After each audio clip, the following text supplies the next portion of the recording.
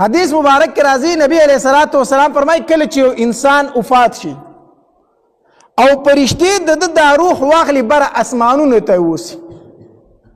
نو الله تبارک وتعالی د پرشتو نه تپوس کوي سره د خپل علم بیا تنم تپوس کوي الله تبارک وتعالی د کم بنده نه چې تاسو روح واغستو ښکته ځمکو کې د متعلق خلکو څه ویلو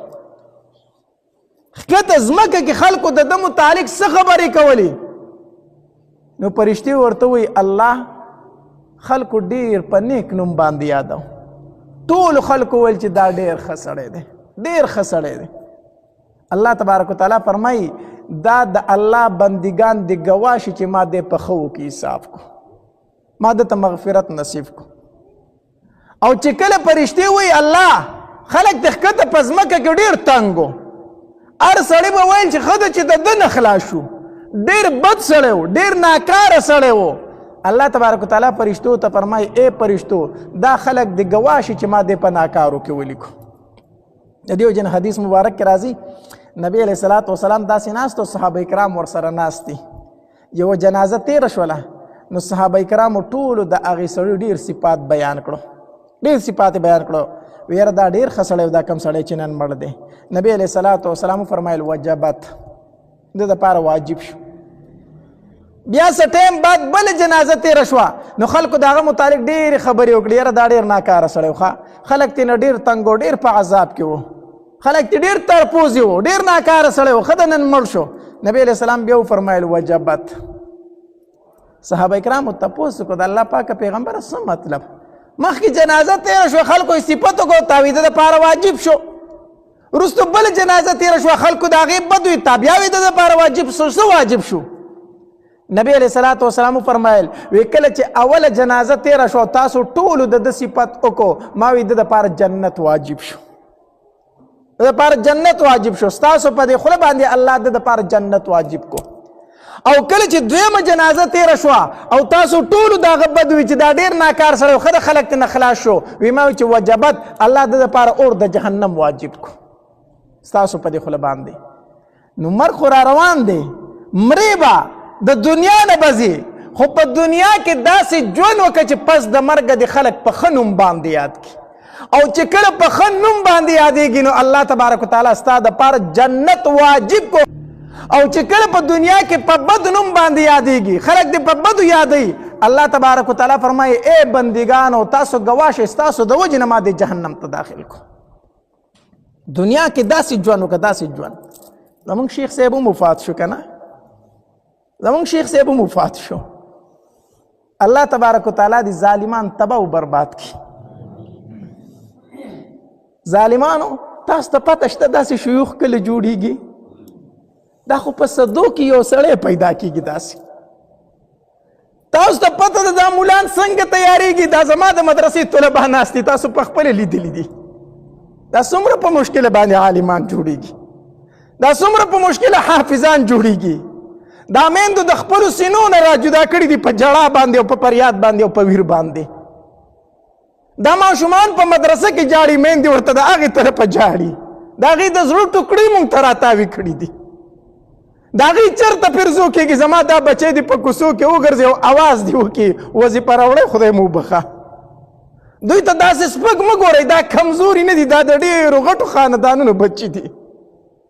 دا د ډېرو سپین روبو بچي دي لاړ شئ د دوی په کلي او په وطن کې تپوس وکئ ما پخپله په کوڅو کې چغې والې دي وظیفه راوړی خدای مو وبخه کله د چا ورته ودرېدلی یم او کله د چا ورته ودرېدلی یم وظیفه راوړی خدای مو وبخه دا د الله نازولي دا ډېر په مشکله باندې د دوی نه عالمان جوړېږي د دوی نه ډېر په مشکله باندې حافظان جوړېږي بیا د شیخ صاحب په شانتې شیخان دا خو په مخ د ځمکه چېرته یو څو دانې وي دا خو ډېر په مشکله باندې تیار شوي ظالمه تا زموږ نه په یو ډز سره واخیستو دا څومره په مشکله تیار شوی و د هغه خلا به اوس څوک پوره کوي هغه خو لاړو الله تبارک وتعالی لره کله چې نیک انسان وفات شي په ده پسې ځمکه جاړي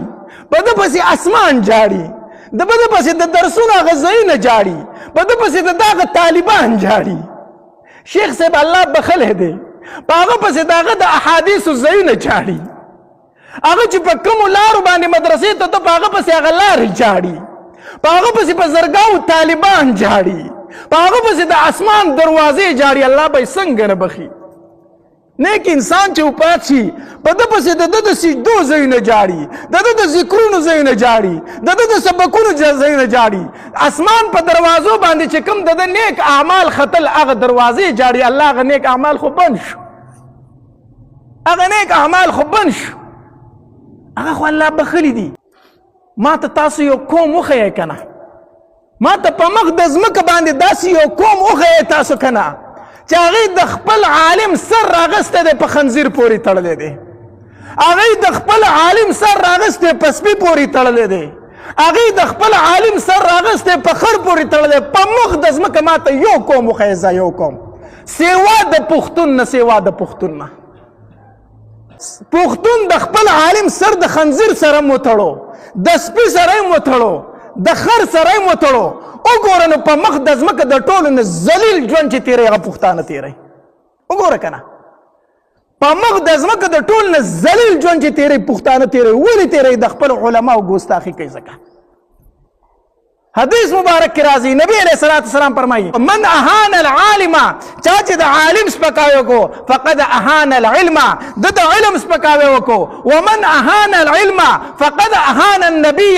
چا چې د علم سپکاوی وکړو د نبی سپکاوی وکړو. ومن اهان النبي فقد اهان جبريل، چا چې د پیغمبر سپکاوی وکړو د جبريل علیہ الصلوۃ والسلام سپکاوی وکړو. ومن اهان جبريل فقد اهان الله، چا چې د جبريل علیہ السلام سپکاوی وکړو د الله سپکاوی وکړو. ومن اهان الله فقد اهانه الله یوم القیامه، چا چې د الله سپکاوی وکړو الله به دغه انسان ذلیل او رسوا کړي په ورځ د قیامت. الله به ضرور ذلیل کوي، الله به ضرور ذلیل کوي. تاسو د علماو په ګستاخو پسې ظالمانو هغه سپین ډکي تاسو په وینو باندې رنګ کړه چې هغې نه خو الله له حیا ورځي، د سپینو ډکو نه خو الله له حیا ورځي. الله فرمایي سپین ګیری چې ما ته لاس پورته کړي زه د ده لاس خالي نشم پرېښودی چې کله د سپینو ډکو ته ګورم. هغه سپین ډکي تاسو په وینو باندې رنګ کړلو، هغه سپین ډکي تاسو په وینو باندې رنګ کړلو. او یا کاله زمونږ بچو ته قرآن وښودو، او یا کاله زمونږ بچو ته حدیث وښودل، مونږ ورته بدله دا ورکړه چې یو میاشت خو ورته کنځل وکړو او چې په هغې خو سینې یخې نه شي نو اخر کې خو ترې ګوله یې ویستله. نن د علماو سره دا سلوک شروع دی. ښه نن د علماو سره دا سلوک شروع دی.